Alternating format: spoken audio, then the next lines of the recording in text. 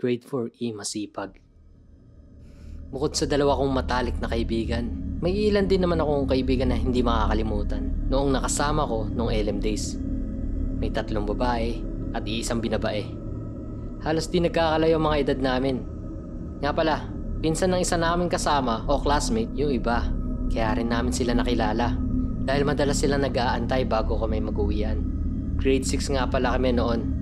Ito na nga, alauna na ng tanghali nun at wala yung next subject teacher namin. Nagpa-meeting daw sa office nila, kaya pinagawa na lang kami ng konting sulatin para may magawa. After nun, napag-isip-isip naming 3 na mag-igib dun banda sa poso ng grade 4, section E, masipag. Usong-uso kasi yung nag-iigib ng tubig, di ba? Sa malalayong section para lang makaubos ng oras. Andun na nga kami sa poso na yon. Katabi lang ng poso nito, yung section E, masipag. Napansin namin na tahimik ng ganitong oras.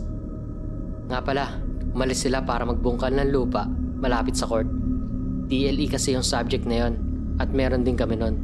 Pero tapos na kami sa pagbubungkal.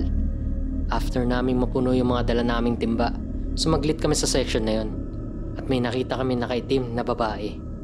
Nakayuko ito at nagwawalis sa dulo malapit sa CR. Di namin pinansin ito. Normal lang naman ito. May naglilinis talaga sa kada room. Makalipas ang ilang oras at mag-uuwian na rin. Nag-aantay na rin ang iba sa waiting shed.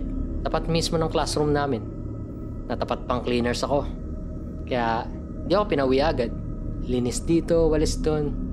Hanggang sa igib na lang ang kulang. Di pa nagagawa. Nagpasama na ako sa kanila para mas mapabilis at makauwi na rin. Nang papalapit na kami sa poso ng pinag-iigiban namin, tanong ko yung section E, masipag. Dito sa pinaglalakaran namin, naalala ko yung babae na naglilinis. Pagkatapos namin magigib ng tubig, inaya ko sila na silipin yung section na yon.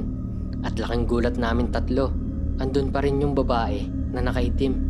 Yun at yun pa rin ang ginagawa niya. Nagsipagtakbuhan kami, pabalik sa classroom namin. At nagkwento yung isa namin kasama na yung dati daw na naglilinis sa school na yon, nagbigti dahil sa stress at pambubuli ng mga bata noon sa kanya. Simula noon, di na kami bumalik sa poso na yon. At kada madadaan kami doon, tinatakbuhan na lang namin. Kayo, anong LM days ang kwento nyo? Comment nyo naman. Subscribe.